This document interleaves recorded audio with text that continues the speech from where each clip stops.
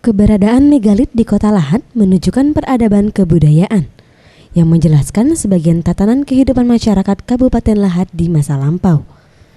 Berbagai bentuk megalit telah ditemukan di beberapa kawasan, baik itu di kawasan hutan, perkebunan, persawahan, bahkan di sekitar pemukiman penduduk. Diperkirakan megalit ini berusia 4.000 tahun.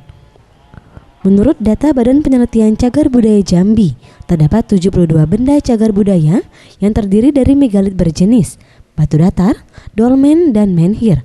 Lebih dari 3.000 megalit telah ditemukan tersebar di 12 kecamatan, dan 1.000 megalit telah resmi terdaftar di Dinas Kebudayaan dan Pariwisata Lahat serta Balai Arkeologi dan BP3 Jambi.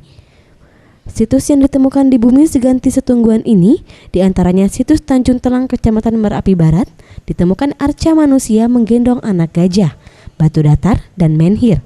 Sedangkan di Kelurahan Lahat Tengah ditemukan lumpang batu dan tetralit.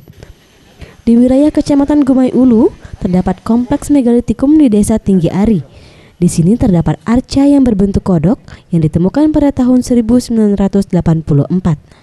Sementara itu, arca kepala manusia juga telah ditemukan di area persawahan di Desa Padang Perigi, Kecamatan Tanjung Tebat.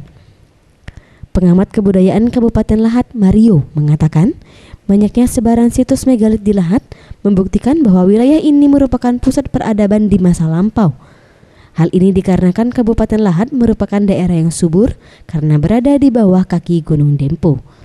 Kabupaten Lahat memiliki situs megalit terbanyak di Indonesia, sudah mendapat rekor muri tahun 2012. Mengapa di Lahat terbanyak?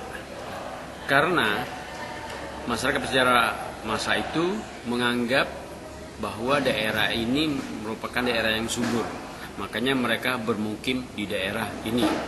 Karena daerah ini yang subur berada di bawah kaki gunung dengan sungai-sungai. Zulkarnain, Sriwijaya TV.